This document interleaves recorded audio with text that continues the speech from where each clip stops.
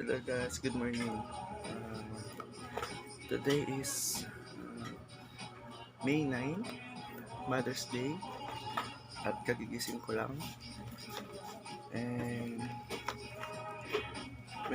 gusto ko lang sanang i-surprise ang aking nanay with this special chocolate. Hindi naman siya ganun ka-special, pero sabi nga, hindi naman yun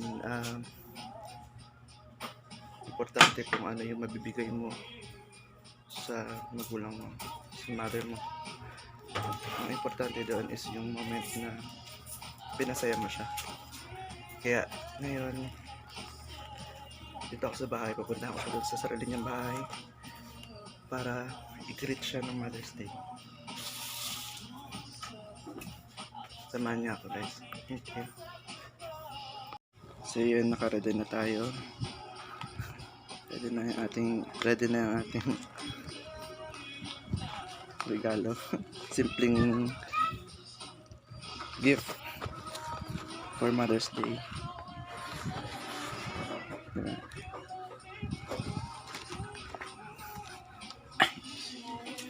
Ano natin siya?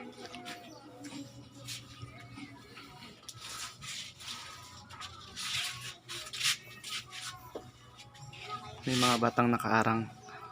Hihingi yan. Nakaabang yun.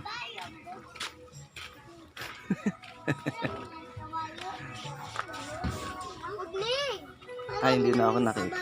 Hi! Hi!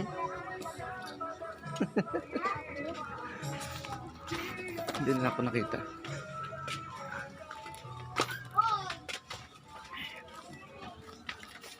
Nay? Saan ka? Saan? Nay? Gano'n ka? Ano yan? Nagawa mo? Wow. Ah, wow. Happy Mother's Day. Makawaw. Ano to? Thank you. Kung makawaw ka lang ng pera. Kaya ako nagsama kasi bibigyan ako na ng chocolate. Kasi ikaw din ako mothers, kaya wala kang chocolate. Ha? Mother na ako! Ano masabi mo? Thank you. Thank you. Yun lang.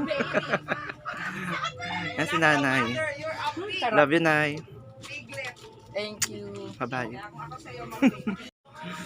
Ayan. So, thank you. At natuwa naman si nanay sa aking munting regalo at sa lahat ng mga anak na gustong i-surprise yung mga magulang. Okay lang yan kahit na simple. Kahit kung may pera, bakit hindi natin bigyan ng mas magandang regalo yung parents natin. Pero kahit ano man yan, may halaga man o wala, napakasaya na yun para sa kanila. Papasalamatan nila yan. Kaya sobrang thankful ako kay nanay kasi sobrang love ko yan siya. Kaya sobrang importante sa akin yung mabigyan siya ng kahit na konting mapapasaya sa kanya. Kasi hindi natin alam kung hanggang kailan yung parents natin. Hindi natin alam kung sorry, naiyak ako. Hindi natin alam kung hanggang kailan natin sila makakasama. Kaya hanggang dyan pa sila. Bigyan natin sila ng time para magpasaya. Maraming salamat po. Bye-bye.